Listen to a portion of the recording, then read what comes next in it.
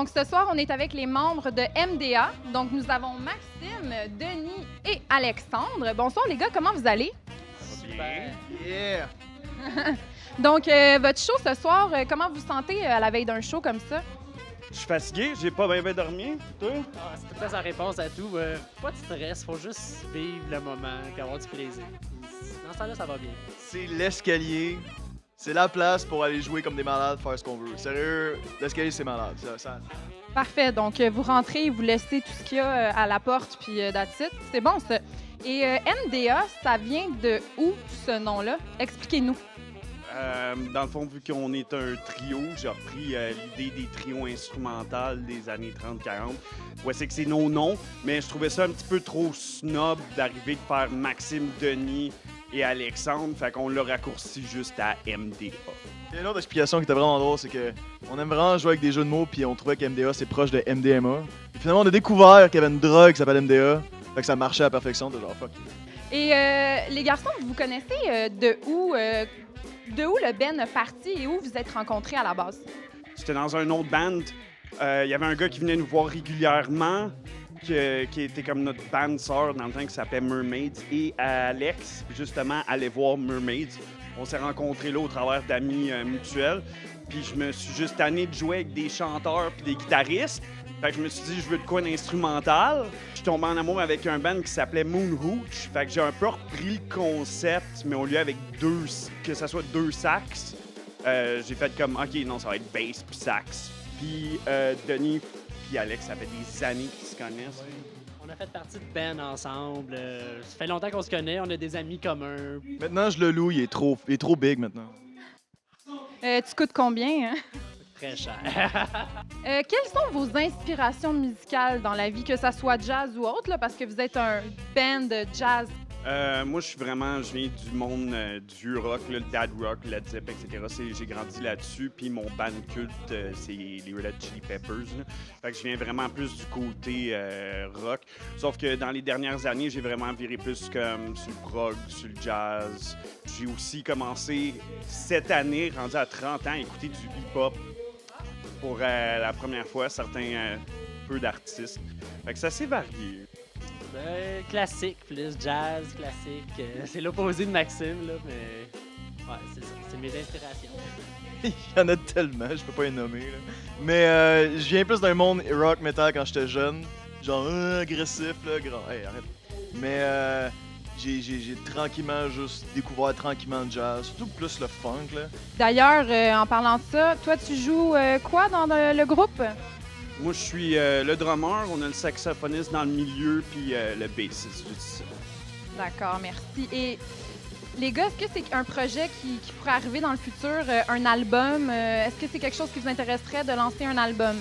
Là, en ce moment, on est en train de travailler sur une série de covers, dont les cathédrales. On a Over and Over and Over de Jack White. Ces deux covers-là, ils vont avoir des feats de d'autres artistes qu'on connaît, chanteurs, guitaristes, whatever. Fait qu'on a comme un paquet qui est en train de bouillonner en ce moment, qu'on enregistre une à la fois, comme YouTube Video Star. Hein. Après ça, ben, on va le packager ensemble et on va le sortir pareil comme les démos qu'on a sur notre Bandcamp. Donc, si moi ou les gens à la maison veulent aller écouter votre musique, toi, tu dirais Bandcamp. Est-ce qu'il y a d'autres endroits où on peut aller vous écouter? YouTube, comme que je disais, en ce moment, la formule qu'on utilise, c'est qu'on filme chacune des chansons en live. C'est un peu la version officielle qui est release en ligne avec la vidéo YouTube. Puis après ça, quand on va en avoir 4-5, ben c'est là qu'on va sortir peut-être un format physique. On verra rendu là. L'idée d'album, c'est un peu encore loin dans notre tête, mais je trouve ça vraiment cool l'approche qu'on a où on joue, on pratique, on fait des shows, on prend des tunes qu'on veut faire. Fait qu'à la fin, une maison de disques qui nous ramasse, c'est genre « Oh ouais, on fait un contrat avec eux autres. » Let's go. Ouais, moi, je m'en fous, là, je suis parti là. On apprend énormément de ça en fait. C'est le fun de faire le propre processus, de genre enregistrer nous-mêmes, faire toutes nos affaires nous-mêmes. Fait que DIY, anarchie, let's go. Donc, vous prenez votre temps, vous laissez la vie vous guider, là, finalement. Là. Je l'ai pas dans le cul pour que ça aille plus vite, là, mais sinon, ouais. OK, fait que t'es le leader, là, vraiment, là. Je dirais pas qu'il y a un leader, mais c'est moi qui garde l'agenda. Genre, c'est moi qui va prendre plus le temps d'organiser les choses en termes de temps, etc. Mais leader, on est 3 leaders. 3 leaders, ça va bien. Je refuse. C'est du communisme ici. On amène nos expertises, un chacun. Donc, j'ai vu, les garçons, sur votre Facebook, que vous avez fait la musique d'un film, Le Repère, un film de Mimi Tremblay, des films Les Oiseaux de nuit, si je me trompe pas. Vous avez fait la musique pour ce film-là. Comment ça a été votre expérience par rapport à ça? Ben, faire la musique. Dans le fond, Mimi est venue m'approcher en ligne sur Facebook pour se servir d'une de nos chansons, Altino, dans son film.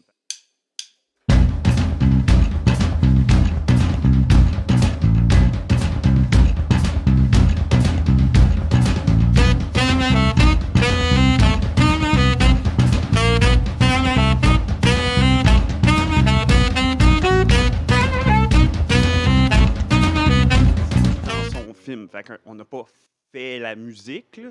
C'est pas nous qui avons fait la bande sonore au complet, mais elle a approché plusieurs artistes, dont nous.